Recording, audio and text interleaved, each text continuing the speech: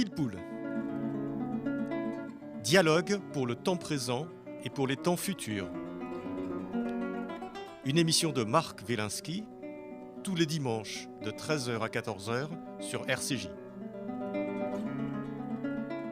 Où va notre monde? Comment mieux le comprendre? Que puis-je faire pour l'améliorer? Que m'est-il permis d'espérer?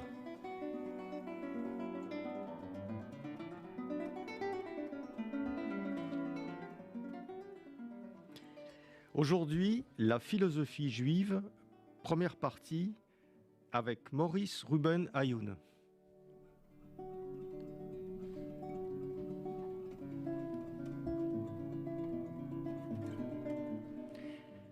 Maurice Ruben Ayoun, bonjour. Bonjour à vous. Vous êtes professeur des universités, vous avez enseigné la philosophie juive, médiévale et moderne.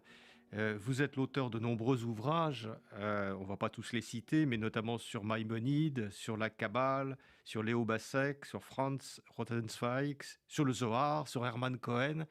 Et vous venez nous parler aujourd'hui, et dans la prochaine émission, d'un livre que vous avez fait paraître aux éditions Le Cerf, La philosophie juive. Alors, c'est un pavé, c'est votre livre, c'est un gros livre. Et je rassure tout de suite les lecteurs potentiels, c'est un gros livre, mais qui se lit très facilement et qui se dévore. Mais il y a tout dans ce livre, Maurice Ruben. Il y a toute la philosophie juive depuis l'origine jusqu'à nos jours. C'est-à-dire, il faudrait que le titre tienne autant qu'il promet. Donc vous m'encouragez à dire que c'est un livre qui n'est pas inutile ni superfétatoire. J'ai essayé quand même de synthétiser pratiquement 40 ans d'études des philosophies dans le judaïsme. Mais pas seulement des philosophies, aussi des textes mystiques. Et ce livre est le premier qui remplace le livre fondamental auquel je dois tout de Julius Gutmann, paru en 1933 à Munich en allemand, et que j'ai dévoré à la demande de mon maître Georges Weida. Et ce qui fait que ce livre est le premier qui intègre la mystique juive dans un livre sur la philosophie. Parce que j'ai estimé que les coryphées de la science du judaïsme allemand, dont je suis un admirateur, bien que séfarade, j'ai estimé qu'il fallait faire cesser cet exil interne à la pensée juive elle-même. Il faut simplement comprendre que la pensée juive ou la philosophie juive nous est apparue sous des formes conceptuelles différentes, mais elle parle de la même chose. Lorsque vous parlez des intellects séparés dans la philosophie maïmonidienne pour expliquer la structure du monde, ces textes-là, ces séphirotes, si je puis dire, sont les vis-à-vis des intellects séparés. C'est que tout simplement, on a réhébraïsé la culture juive, on a voulu reconquérir le terrain qui avait été gagné, si je puis dire, par la philosophie grecque, mais au fond, si je voulais être provocant, je dirais que Maïmonide, avec tous ses mérites, pourrait passer pour un représentant juif d'Aristote. Alors, on va revenir sur tout ça, parce que, effectivement, votre livre est tellement riche que ça mérite qu'on s'arrête à certains moments, à certains passages, et qu'on donne à nos auditeurs un certain nombre d'explications philosophiques, historiques, etc. Et effectivement, votre livre a le mérite de parler tout à la fois de la pensée juive et de la mystique juive. Alors moi, ma première question, elle est très simple, Maurice Ruben Ayoun. Vous parlez de philosophie juive. Oui. Or, pour la plupart d'entre nous, le judaïsme, c'est une religion, pas une philosophie. Mais pas qu'une religion. C'est là tout l'ambiguïté productive. C'est-à-dire, il y a eu, vous savez, la philosophie juive, et moi je suis un universitaire, je suis professeur des universités, je ne suis pas rabbin. J'ai beaucoup de respect pour les rabbins puisqu'ils ont été, et ils sont, les instituteurs d'Israël, comme Homère et Hésiode ont été les instituteurs de la Grèce antique. C'est-à-dire, on ne peut pas faire sans eux, et d'ailleurs, ça n'est pas là l'intention. Mais tout simplement, ils considéraient, c'est-à-dire ces rabbins, sauf... Je ne parle pas des rabbins du Talmud, parce qu'ils étaient beaucoup plus intelligents. Et ils ont su introduire la philosophie sans qu'elle n'apporte de dégâts à l'édifice religieux juif. Ils ont considéré que pour bien comprendre la Torah, il fallait philosopher. Mais tout le monde ne peut pas philosopher parce qu'il faut avoir une formation philosophique. Et il y a donc une continuité, malgré ceux qui avaient un aspect réducteur de la philosophie juive en disant, pour faire bref, je vais vous donner une anecdote. Le 17 février de l'année dernière, j'ai été invité par l'Institut du monde arabe à Paris à traiter le sujet suivant. Écoutez bien, cher Marc, je cite l'intitulé de la conférence choisi par ces gens. Ce que l'islamologie moderne doit aux savants et aux philosophes juifs. Et c'est moi qu'ils ont choisi pour en parler. C'est-à-dire qu'ils ont reconnu que la tradition juive n'a pas opté pour l'autarcie intellectuelle. Or, ces rabbins qui n'avaient pas la formation idoine, qui n'avaient pas la culture ni le décodeur culturel, ont voulu donner une image, pas méchamment, mais une image réductrice de cette espèce de renouvellement de la pensée. Alors moi, je me souviens quand j'étais jeune, même avant d'être jeune étudiant, il y avait beaucoup de gens qui s'intitulaient commentateurs d'arrondissement ou de quartier. Mais en fait, ils étaient très en dessous de la rampe. Et ces gens ont donné une image, encore une fois, réductrice de la pensée juive en la réduisant à une pensée, alors que moi, je la promeus, et je ne suis pas le premier, je la promeus au rang de philosophie, parce que je suis tenant de la culture juive allemande qui a carrément disparu avec la Shoah. Alors, c'est en même temps une religion et une philosophie. Est-ce que c'est une spécificité du judaïsme ? Non, parce que quand vous regardez les choses finement, vous voyez que ça se passe aussi en islam dans une certaine mesure. Comment qualifieriez-vous un homme comme Averroès, qui est mort en 1196 ? Était-il un philosophe ? Oui, surtout. Était-il un théologien ? Oui, aussi. Pourquoi ? Parce que ces divergences dans les concepts sont héritées de l'esprit grec, que moi je revendique parce que nos enseignants en Sorbonne nous ont expliqué que la philosophie est aux 2 tiers grecque et le dernier tiers, elle est allemande. Ce qui fait que les Français et les Anglais n'ont pas voix au chapitre. Et c'est malheureusement... Et pourtant, mais tout de même, on ne peut pas vous ne pourrez rien trouver chez les Anglais ni chez les Français qui soit comparable à l'idéalisme allemand. Vous ne trouverez jamais quelqu'un qui a fait le même criticisme que Kant. Vous ne trouverez jamais quelqu'un qui a pu intégrer le sentiment religieux à la pastorale et aux pratiques religieuses, en tout cas au niveau du savoir. Ce sont les Allemands qui ont réussi ce coup-là. Et bien entendu, lorsque les Juifs ont obtenu l'autorisation de rentrer de plein pied dans la société allemande, c'est-à-dire au niveau social, ils ont pris d'assaut toutes les universités, toutes les disciplines, et ils ont vraiment brillé. Et c'est grâce à eux, moi je suis le tenant de cette philosophie-là, et le livre que vous tenez en main, cher Marc, n'aurait jamais vu le jour, ni l'individu qui vous fait face n'en aurait jamais eu autant à savoir, s'il n'y avait pas eu cette science allemande du judaïsme. J'ai écrit 12 que sais-je.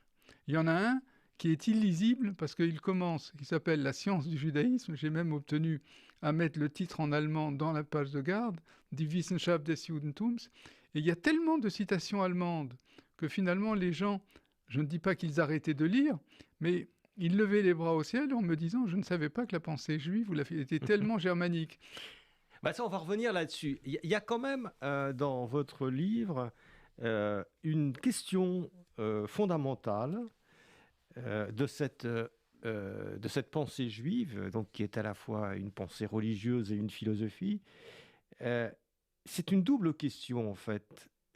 C'est comment Dieu s'est-il fait connaître aux hommes et comment pouvons-nous, en tant qu'hommes, connaître Dieu ? On a l'impression que c'est une question obsédante. C'est une question obsédante puisque finalement la philosophie juive, qu'on l'appelle philosophie ou pensée, ne peut pas être séparée de son élément religieux. Mais l'élément religieux connaît plusieurs étages. Je vais vous donner, si vous le permettez, je vous donne un exemple très très rapidement. Le Pentateuque commence par le verset suivant, aux origines ou au commencement, traduit littéralement, ce qui est une traduction incorrecte, mais littéralement, au commencement, Dieu créa les cieux et la terre. Eh bien, dans le Midrash Rabbah, c'est-à-dire dans les sources juives anciennes, les plus populaires, on prend cette phrase-là et on dit c'est une manière de parler qui n'est pas correcte. Pourquoi ? Parce qu'il est impossible de confier à des êtres de chair et de sang le secret, le mystère de la création. Et ils ajoutent, c'est pourquoi les Écritures te disent, d'une manière obscure, ils utilisent le mot hébraïque Satam lecha hakatuv, Bereshit bara Elohim, au commencement. C'est-à-dire qu'ils nous disent eux-mêmes, cherche, ne t'arrête pas à l'écorce de l'arbre, pénètre à l'intérieur. Et ils disent même, l'Écriture t'a dit d'une manière obscure, c'est-à-dire si tu en as les capacités intellectuelles et aussi morales, plonge un peu plus. Et c'est là où on voit que Maïmonide a véritablement compris le sens de la Torah. C'est-à-dire, ça pose le problème de la véracité des Écritures. C'est-à-dire, les Écritures, c'est-à-dire en l'occurrence la Torah de Dieu, n'est pas quelque chose qui nous donne la vérité, mais il est conduit. Et ça, c'est un détournement, comment dirais-je, du texte que tout le monde ne peut pas saisir. Mais quand vous lisez bien les sources juives anciennes, c'est-à-dire le Midrash, tous les Midrashim, vous voyez que la question de Dieu, qui est la question à 1 euro, est absolument inévitable. Et ils arrivent, à l'introduire dans le texte. Et en vous faisant cette réponse, et finalement ça me fait plaisir parce que ça me permet de faire venir aussi le Zohar dans cette explication philosophique. C'est-à-dire le principal livre de la Kabbale. La Bible de la Kabbale. Voilà. Il y a dans le 2e volume, folio 60A ou 60B, en tout cas c'est dans le 2e volume, qu'est-ce que Dieu ? On ne dit pas qui est Dieu, parce que c'est une tautologie, Dieu est Dieu. Qu'est-ce que Dieu ? Vous savez comment ils répondent ? Dieu est la Torah. C'est-à-dire, si tu veux connaître l'essence divine, étudie la Torah. Dans les 2 cas, c'est un appel à l'approfondissement. C'est pourquoi la question de Dieu n'a pas été éludée par la philosophie juive, même si paradoxalement, elle n'avait rien à y faire. Et ça, vous le voyez, la longueur de mon développement, même si ce développement est précis, rigoureux, c'est difficile. Vous ne pouvez pas demander à des tas de gens, des chefs de famille ou des mamans, c'est bien s'ils le font, vous ne pouvez pas leur demander une érudition juive et hébraïque, même de base. C'est quelque chose qui est difficile. Donc le statut de la philosophie juive dans le judaïsme est un peu ambigu, mais c'est un statut plein et entier. Alors, ce qui est intéressant dans tout ça, c'est qu'on a l'impression qu'il y a une espèce de clivage qui existe depuis quasiment les origines du judaïsme jusqu'à nous-mêmes, et qui existe aussi dans d'autres religions.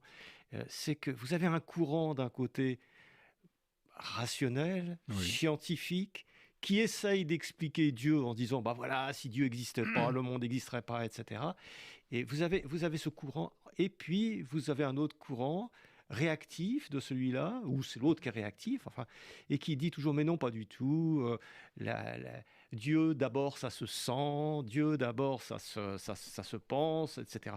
Et vous avez cette tension en permanence, quasiment depuis l'origine du judaïsme. C'est comment dirais-je, une tension hautement fécondante. C'est-à-dire, elle permet d'arriver à des choses qui apparemment ne devraient pas exister. Par exemple, on peut dire, et c'est d'ailleurs le choix de certaines, j'ai failli dire sectes, de certains courants juifs, même anciens et modernes, qui disent « Nous n'avons pas besoin de la sagesse grecque, nous avons notre sagesse à nous ». Pardon. C'est quelque chose qui a fleuri. Vous avez même un homme aussi intelligent et ouvert sur le monde que Yitzhak Abrabanel, qui est mort en 1506 ou 1508, je ne me souviens plus très bien, après l'expulsion des Juifs d'Espagne. C'est celui qui a essayé d'empêcher l'expulsion des Juifs d'Espagne en 1492. Et qui était un homme remarquable, c'était un érudit, un fin érudit. Eh bien, lui-même a dit, ce qui nous est tombé sur, alors qu'il avait mené les négociations, ce qui nous est tombé sur la tête, c'est parce que nous nous sommes détournés de la Torah de Dieu pour nous précipiter dans les bras du grec.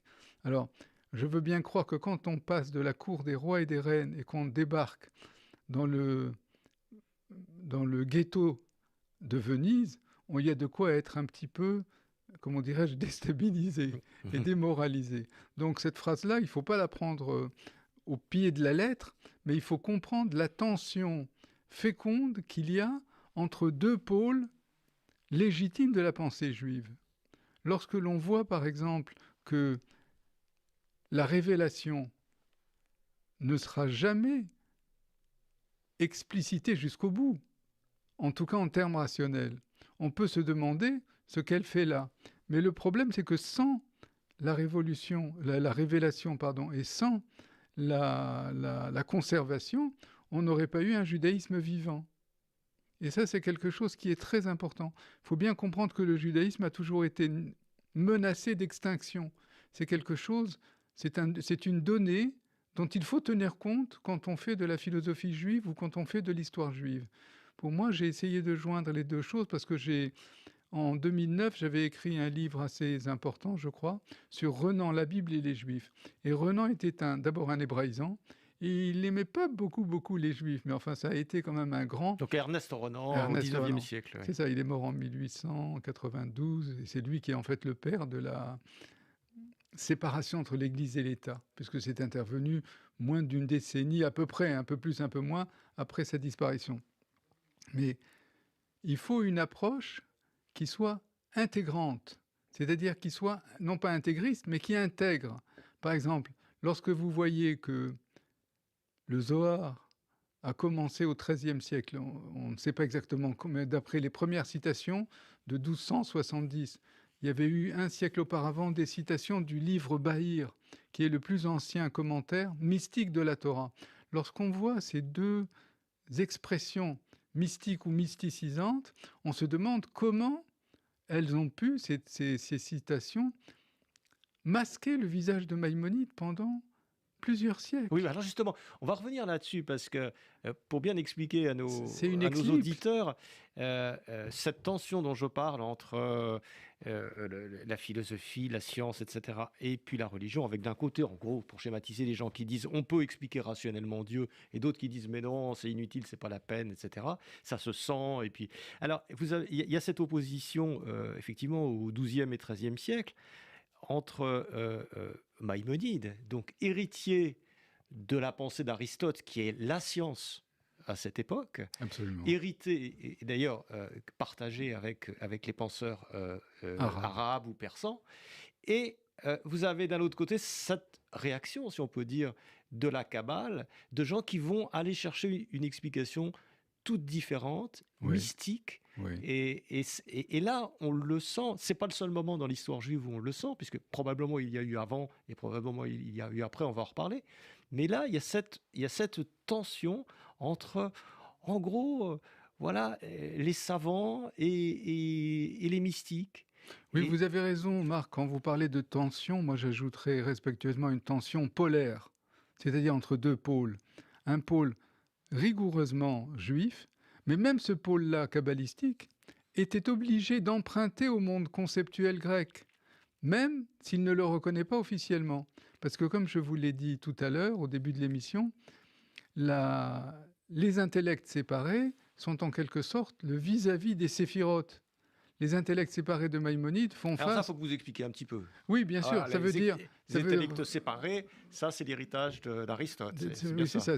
Vous savez, dans la vision du monde, il y a une thématique qui est inévitable, c'est la tension entre l'un et le multiple. Comment de l'un a surgi le multiple.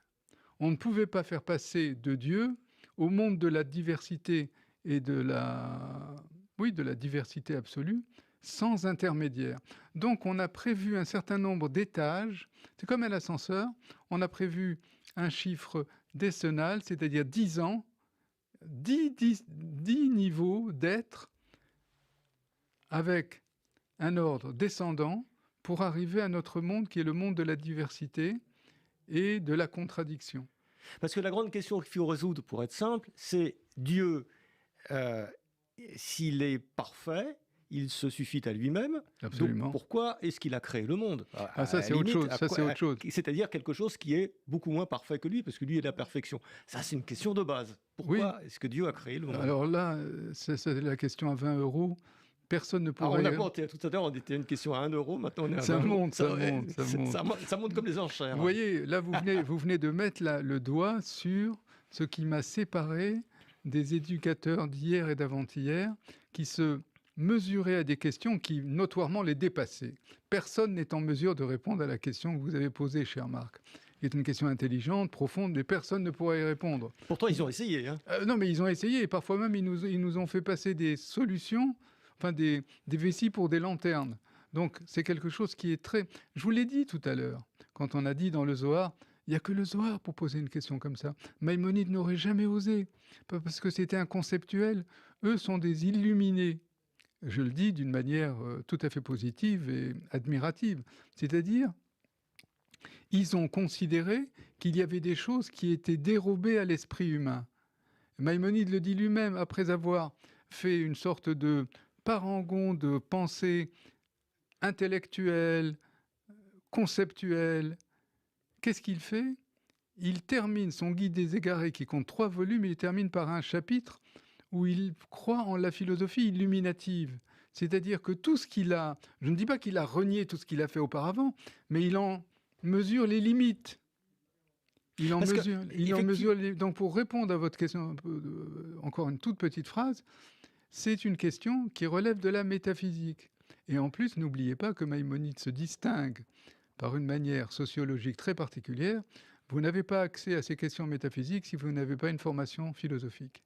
Ce qui n'est pas une réponse philosophique, mais c'est une réponse sociale. Et il ne faut pas oublier que la métaphysique, enfin les métaphysiciens vivent dans des sociétés constituées. Ouais. C'est-à-dire, si vous n'êtes pas un philosophe, ne vous occupez pas de philosophie. Alors, donc, si on revient un peu sur cette question, on a d'un côté Maïmonide, donc au XIIe siècle, qui reprend toute cette philosophie grecque, c'était extérieure au judaïsme, ouais. Qui l'intègre, et on voit bien là, alors, dans votre livre, mais c'est à d'autres époques aussi, la capacité qu'a la pensée juive pour intégrer la pensée, la science d'autres. Là, c'est les Grecs. Elle a su les articuler. Et les articuler. Et ça, donc, parce que, bon, à l'époque, c'était Aristote, etc., qui était le représentant de la science. Et le problème qui se pose là, c'est que, d'un côté, vous avez la pensée juive qui vous dit Dieu a créé le monde en 7 jours. Voilà, clac, création. Donc, il est là, il n'y avait rien, il y a quelque chose. Voilà, Bereshit, au commencement. Et vous avez les Grecs d'un autre côté qui vous disent, mais non, pas du tout. Le monde a toujours existé, le monde est éternel, et vous avez simplement un animateur général, une espèce de géo, un grand organisateur. Oui, ça s'appelle l'éternité du monde, et qui a été une pomme de discorde. On comprend que ce soit une pomme de discorde. D'un côté, vous avez des gens qui vous disent le monde a toujours existé, de l'autre, vous avez des gens qui vous disent le monde a été créé. Et ils essaient de mettre tous les deux ensemble. Enfin, c'est compliqué. C'est inconciliable. C'est inconciliable. Et Maïmonide a tergiversé, j'utilise le mot exprès, c'est-à-dire il a fait des tours, des demi-tours, il s'est retourné parce que c'était insolvable. Et je vous dis très rapidement, peut-être qu'on aura l'occasion lors de prochaines émissions de reparler de ça. Maïmonide commence sa structure du monde en disant le monde a été créé, mais nous n'arrivons pas à le démontrer. Il le dit. Et si nous ne démontrons pas, nous renversons toute la Torah. Alors nous allons demander aux philosophes de nous faire une concession. On va prendre, comme si c'était vrai, le fait que le monde n'a pas été créé. Ça s'appelle l'éternité de l'univers. C'est quand même une drôle de manière, cher Marc, de procéder. C'est génial. Oui, c'est génial. C'est génial de la part de Maïmonide. Oui, bien sûr. Mais on peut demander ce qu'il y a là derrière. Et il dit, accordez-moi ça, que le monde est éternel, car c'est la meilleure manière de démontrer l'existence et l'incorporéité de Dieu. Vous vous rendez compte, il fait subir cette décision cardinale d'une supposition. Ensuite, il dit, je vais affaiblir les arguments d'Aristote en faveur de l'éternité de l'univers, car nous ne pouvons pas l'accepter. Donc c'est une manière de dire à ses lecteurs intelligents, attention, je suis en train de tourner autour du sujet. Ensuite, dans le courant de sa pensée, il dit, finalement, je dois reconnaître qu'il est très difficile de supprimer ça. Je vais simplement enlever la pointe. je vais simplement affaiblir. Et après, il oublie. Alors, Ouais. Maïmonide ne n'oublie pas. C'est une manière de dire, il y a 7 principes de la contradiction, et il y en a au moins 2, la 5e et la 7e, que j'utilise dans mon livre. C'est-à-dire, je me contredis pour semer le non-philosophe, mais le vrai philosophe saura que je ne suis pas d'accord. Et il a fait ça sur des tas de... Par exemple, pour la providence divine, nous, les Juifs, la croyance lambda, c'est Dieu nous connaît tous. Il connaît Marc Wilensky, il connaît Maurice Ruben Ayoun, il connaît... etc. Or, philosophiquement, ça n'est pas possible. Parce que les êtres humains que nous sommes, je ne parle pas du genre humain, les êtres humains spécifiques que nous sommes, varient. Ce qui voudrait dire alors que la science divine varie. Or, rien en Dieu ne bouge. C'est éternel. La science divine est unificatrice et elle ne bouge pas, elle est immuable. Hamarashava Elohit, mais Achedet, et elle réunifie. C'est-à-dire là où nous disposons, je fais ce geste de la main, nous disposons en termes difficiles et différents les uns des autres, aux fins d'analyse, Dieu, dès qu'il se saisit de quelque chose, cette chose existe. Mais alors du coup, ça pose le problème de la liberté humaine et du libre arbitre. Donc, c'est pourquoi la philosophie maïmonidienne a été contournée habilement par nos rabbins, ou j'ai failli dire gentiment, affectueusement par nos barbus, parce qu'ils y flairaient l'hétérodoxie. Et il y a un côté hétérodoxe. Mais je me suis fait jeter plusieurs fois, même dans des assemblées extrêmement choisies, lorsque je développais le Maïmonide historique, par opposition au Maïmonide de la légende, ou au Maïmonide du Mishneh Torah, du code religieux. Ce qu'il faut, c'est se demander, est-ce que la pensée maïmonidienne est une, ou est-ce qu'elle est multiple? Unité ou dualité de la pensée de Maïmonide. Mon maître, Georges Vaïda, avait traité la question, mais il n'a pas apporté la réponse, parce qu'il n'y en a pas. La philosopher, c'est un luxe. Philosopher est un luxe. Pourquoi? Parce que si on veut philosopher sans se moquer du monde, il faut avoir passé sa vie à étudier. Mmh. Et tout le monde, d'ailleurs, il le dit dans son Guide des égarés. Mais tout simplement, aujourd'hui, personne ne lit le Guide des égarés. D'abord parce qu'il est très difficile. Il est très difficile. Et puis, vous avez une montée en gamme des orthodoxes qui ont carrément occulté ce Maïmonide philosophe au profit du Maïmonide théologien. Je ne suis pas contre. Il faut simplement que ça réponde à la vérité.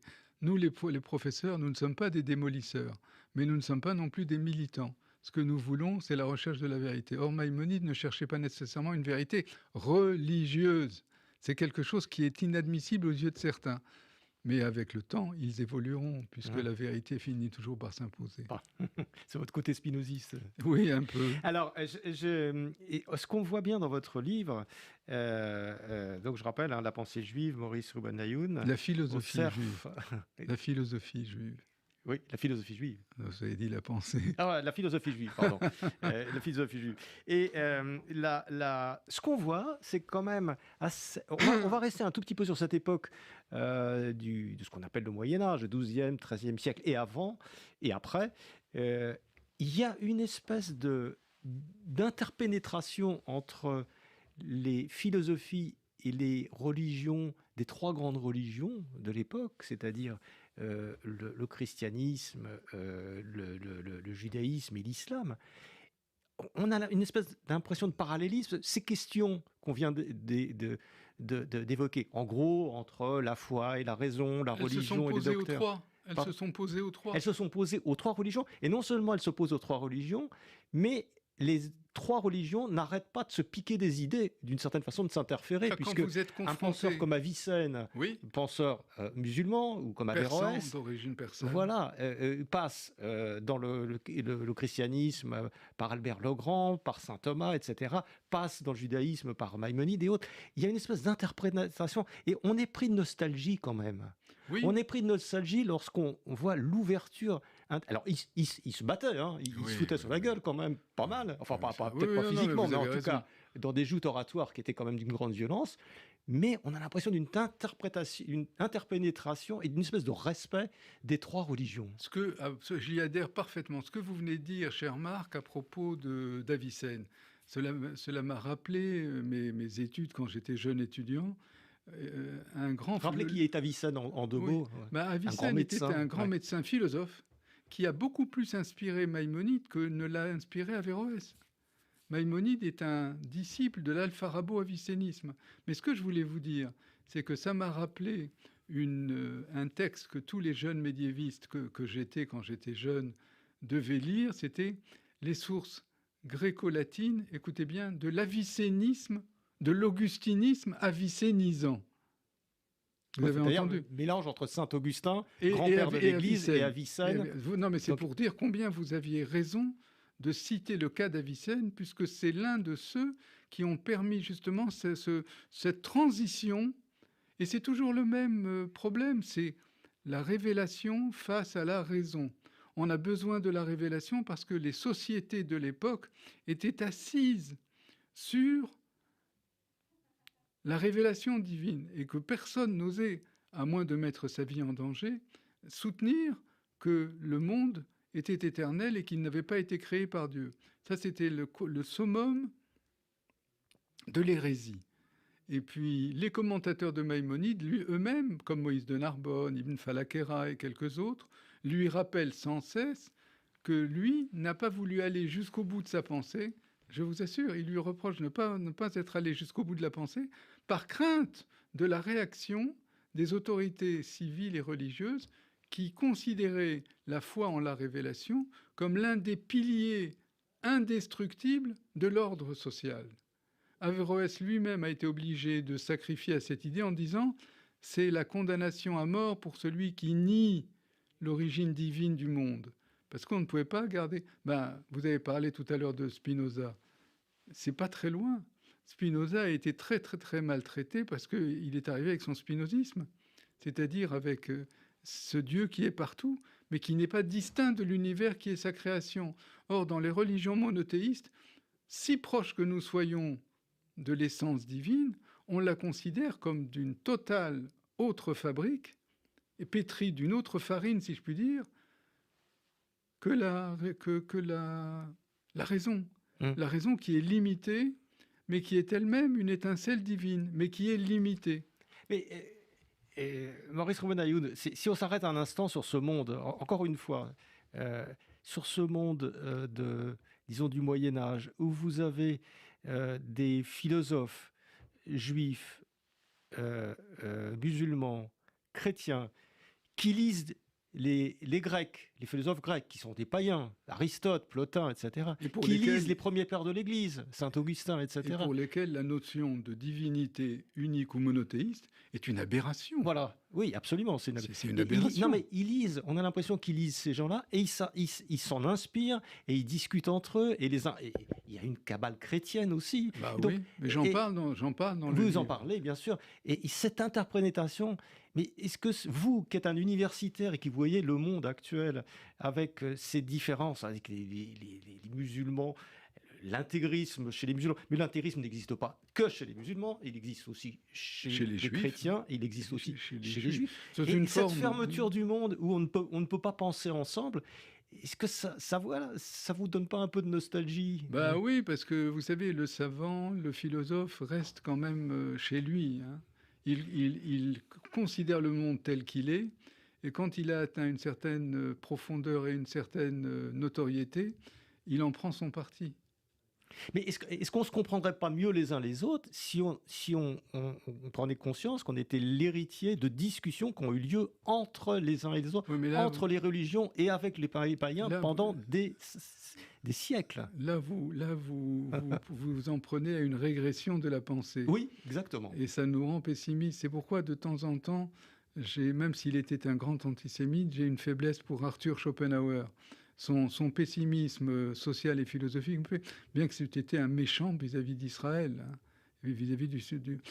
Je reviens sur ce que vous disiez, Marc, il y a quelques instants, sur la communauté de pensée de ces trois grandes religions. Un homme comme Salomon ibn Gebirol, mort en 1021 à Malaga, où il était né. Cet homme a écrit deux choses.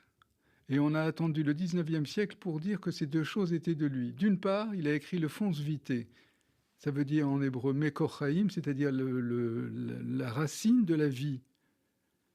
Et le même homme, alors c'est un texte métaphysique, le même homme a écrit un poème liturgique que nous, Juifs, nous lisons la veille de Kippour. C'est dire combien cet homme était partagé, écartelé entre deux modes de croyance.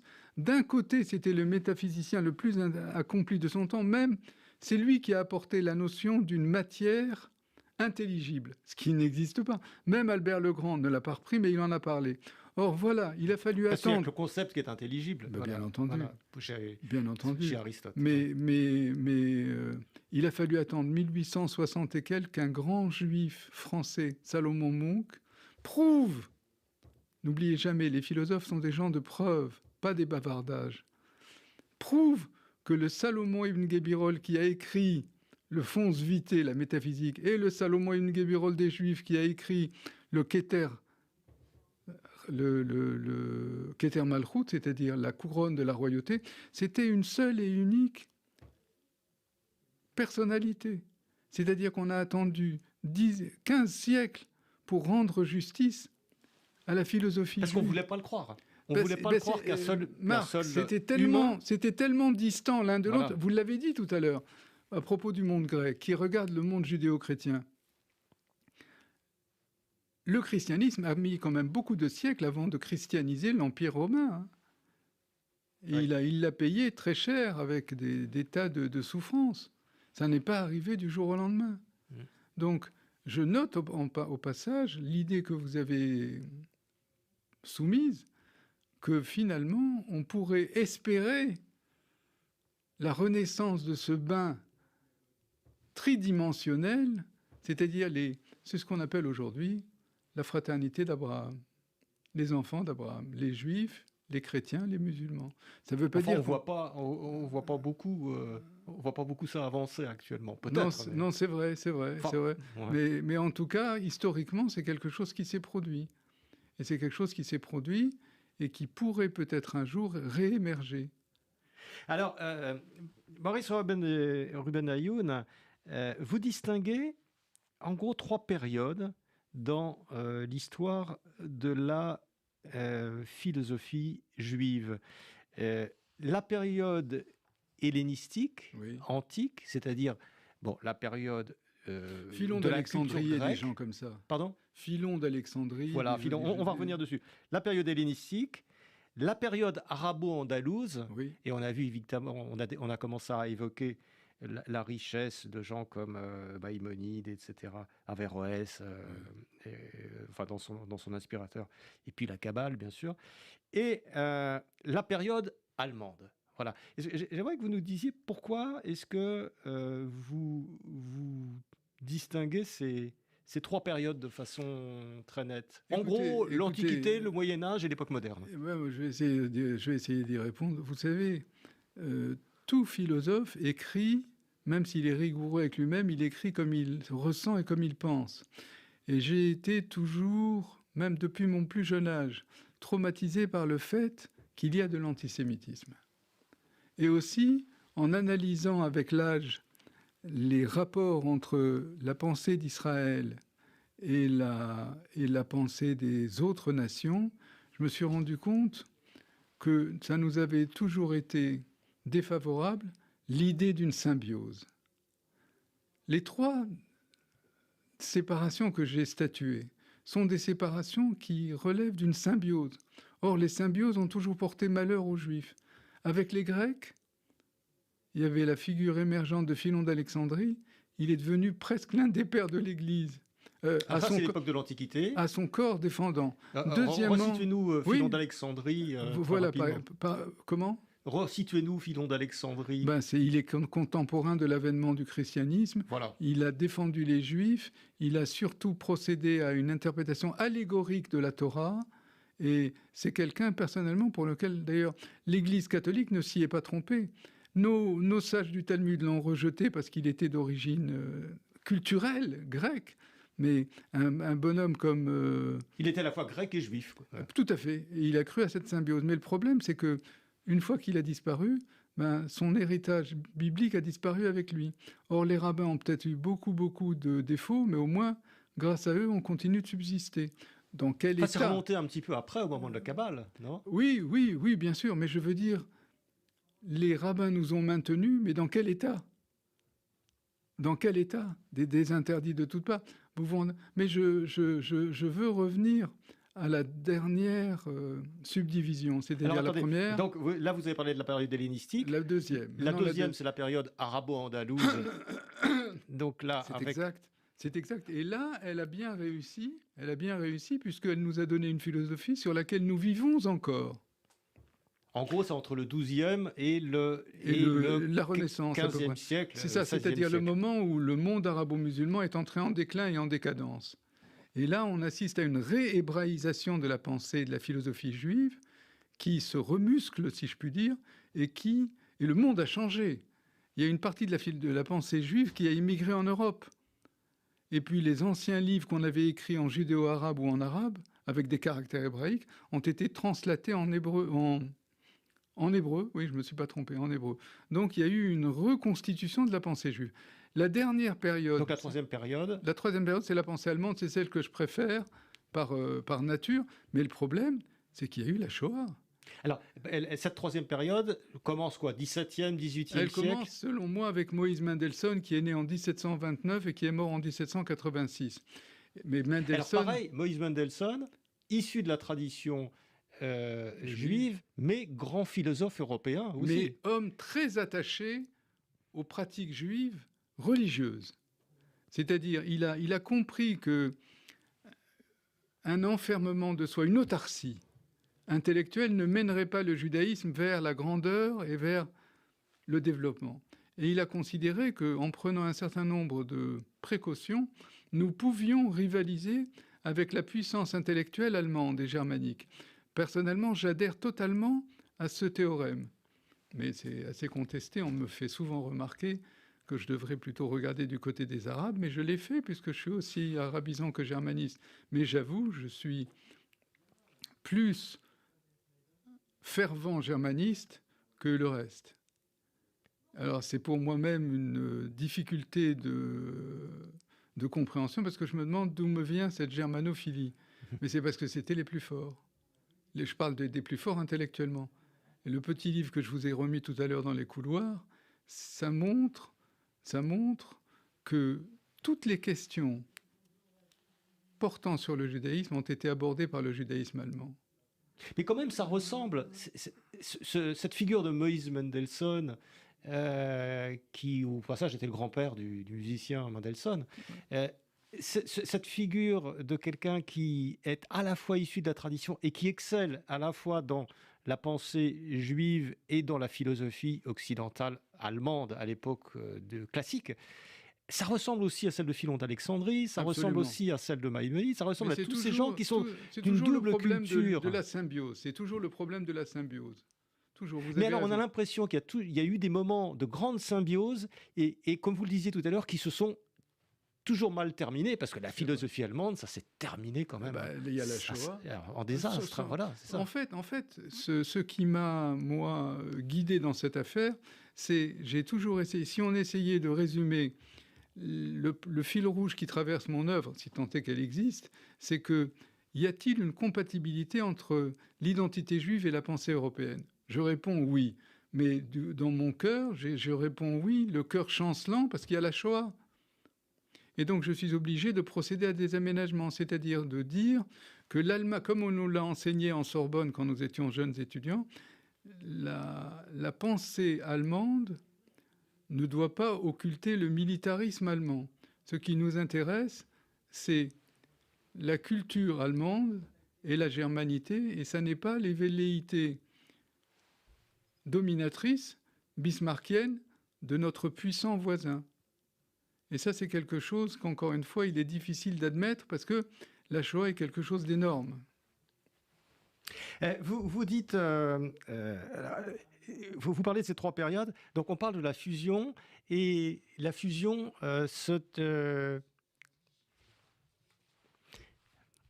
la fusion, donc, excusez-moi, j'ai été donc, on a cette impression qu'il y a une espèce de nation qui fait qu'il y a ces périodes de fusion où les religions, où les philosophies parlent les unes avec les autres. On se dit, ça y est, c'est gagné, tout le monde discute, etc. Et derrière, donc la première, la période hellénistique, vous avez la diaspora et tous ces malheurs. Deuxième période, au Moyen-Âge, vous avez l'expulsion des Juifs d'Espagne, traumatisme terrible, parce que c'était le centre de la pensée. Et là, nouvelle diaspora en Italie, dans l'Empire ottoman, etc. Et troisième, alors la grande pensée classique allemande qui se mélange, etc., Kant, Mendelssohn, etc., tout ça fusionne, donne une philosophie extrêmement d'une profonde richesse, à la fois chez les Juifs et pour toute l'Europe. Et boum, vous avez derrière l'antisémitisme et la Shoah. Les meilleurs commentateurs de Kant, c'est Salomon Maïmon, un juif. Les meilleurs commentateurs de Hegel, le premier biographe de Hegel, du vivant de celui-ci, s'appelait Rosenkrantz. C'était un juif. Est-ce que les Allemands ont reconnu ça, l'apport des Juifs de leur philosophie ? Ils l'ont reconnu, mais en disant que nous étions des invités un peu envahissants. Oui. Et puis, il ne faut pas donner de jugement globalisant. Mais je reviens parce que c'est une très belle idée, je voudrais l'exploiter à mon tour. Dans le livre du Deutéronome, il ne faut pas oublier que chez les Juifs, tout part de la Bible et tout y revient. Dans le Deutéronome, qui est le 5e livre de Moïse, il y a une phrase qui est assez incroyable. Je la dis en hébreu et je la traduis immédiatement. Hen am levada dishkon ubagoim lo itrashav. Eux, les Juifs, sont un peuple qui doit vivre séparément et qui ne doit pas être décompté parmi les nations. C'est une damnation, comme vous l'avez dit tout à l'heure, terrible, terrible. Et souvent, in petto, c'est-à-dire sans le dire véritablement, certains rabbins intelligents d'Allemagne ont essayé de dire que nous souhaitions cesser d'être des parias et que nous voulions être considérés comme les autres peuples. Et j'ai passé des heures et des heures à essayer de traduire les deux mots qu'ils utilisent, et c'est extrêmement difficile. Ils disent « Me'orav imabiriot » et « Nivla imabiriot ». Or, Me'orav, aujourd'hui, ça veut dire un mariage mixte. Or, c'est tout à fait le contraire. Ça veut dire on veut être considéré comme les autres, et on veut cesser d'être des parias. Malheureusement, cet appel au secours n'a jamais été entendu, puisqu'il suffit de voir que même malgré la renaissance nationale d'Israël, les Juifs ne sont toujours pas acceptés comme des partenaires à part entière, et que ce sont toujours les mêmes discussions qui reviennent à la surface. Alors, Maurice Rouben-Ayoun, on va arrêter pour aujourd'hui cette discussion. On la reprendra la semaine prochaine et on parlera notamment des sources anciennes de la philosophie juive. Je crois que vous avez une petite annonce à nous faire avant que nous nous quittions. Oui, merci. Vous savez, depuis plus de 25 ans, je donne une conférence mensuelle à la mairie du 16e arrondissement.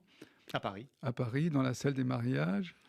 Et je voulais dire que ces conférences vont reprendre après la Covid, après tout ce qui s'est passé, fin septembre, début octobre, et que pour ceux que ça intéresse, et en général ils sont nombreux, je vous demande l'autorisation de donner le mail et le portable de la secrétaire. Il suffit d'appeler le 06 11 52 28 17 ou bien de faire le mail suivant, ayoun avec un H en minuscule, .Raymond en minuscule, @wanadoo.fr. Et on vous donnera les dates au fur et à mesure de leur définition à la mairie. Très bien, c'est noté. Merci Maurice Rouben-Ayoun. Merci d'être venu au micro de Pile Poule et à la semaine prochaine. Merci de m'avoir invité.